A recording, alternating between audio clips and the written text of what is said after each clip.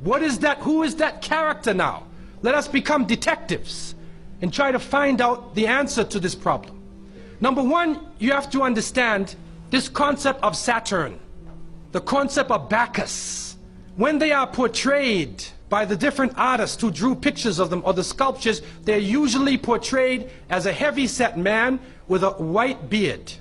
And when in the Sistine Chapel, Michelangelo drew his picture, you could see the long flowing beard, and there are actually pictures of this man on a sled being drawn by snakes with wings.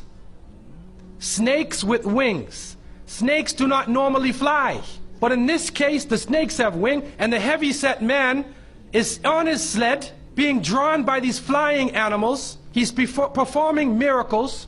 He's coming out on December 25th, which is not the birthday of Isa alayhi salam, has nothing to do with Christianity. It is the time of the Bacchanalia and the Saturnalia, and he is representing riotous fun, drunken revelry.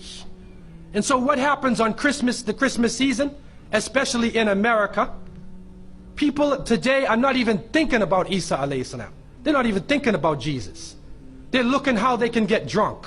On Christmas, what is going on? In the Caribbean and many parts, if they offer you a Christmas pudding, or Christmas pie, or Christmas drink, watch out, because it's probably laced with rum or wine. That's the spirit of the season. Now this riotous occasion that was going on went so far that the Christian church banned it.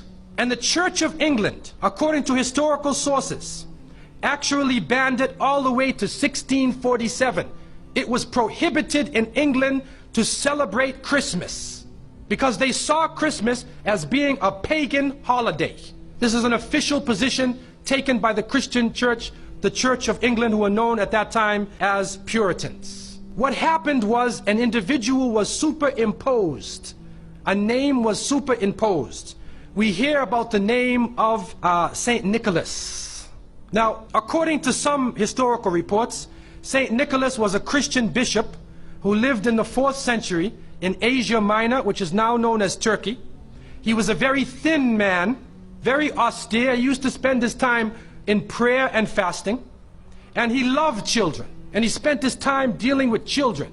And because of this now, his name, some believe, was imposed upon that day, and St. Nicholas or St. Nick comes into that position as being the main man of the day. There's another concept, which is even deeper than that St. Nicholas himself is actually coming from the ancient writings of Beowulf. And in these writings, which are done in the Scandinavian region, we find the name Nick or Nickel or Nicker. He was known as a demon, the demon of the north.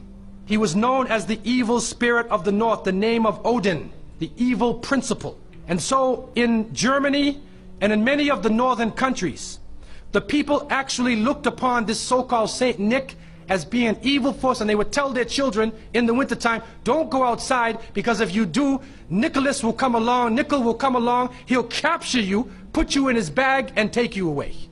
And so they used it as a negative concept. In Isaiah, in what is left of the Bible, in chapter 14:13, the devil is known as the prince of darkness. And it is an understanding that his throne, the seat of his power, is in the north. Somewhere in the north is the seat of power of this evil. And so the Germans also, when they depicted this Nicholas, or this Pelznickel, as they would say, Pelznickel in German, it means a furry devil. When they depicted him as a man with red fur. He had red fur coat.